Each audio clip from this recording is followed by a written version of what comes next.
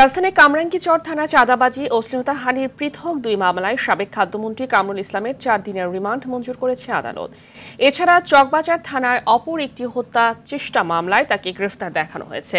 সকালে metropolitan magistrate আদালতে হাজির করে দুই মামলায় 10 দিন করে রিমান্ডের আবেদন করা হলে রাষ্ট্র ও আসামি পক্ষের আইনজীবীদের শুনানি শেষে 4 দিনের রিমান্ড মঞ্জুর করেন ঢাকা মেট্রোপলিটন ম্যাজিস্ট্রেট বেলাল হোসেনের আদালত।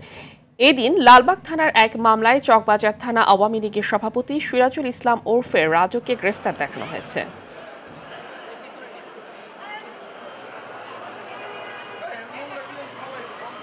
প্রথম মামলাটি তার জন্য 10 দিনের রিমান্ড প্রার্থনা করা হয়। ওই মামলায় তার বিরুদ্ধে 2 দিন রিমান্ড মঞ্জুর করা হয় এবং আরেকটি মামলায় 10 দিন রিমান্ড প্রার্থনা করা হয় এবং সেখানেও 2 দিন তার বিরুদ্ধে রিমান্ড মঞ্জুর করা হয়। আর একটি মামলা, সেই মামলা একটি হত্যা মামলা, সেখানে তাকে গ্রেপ্তার দেখানো হয়।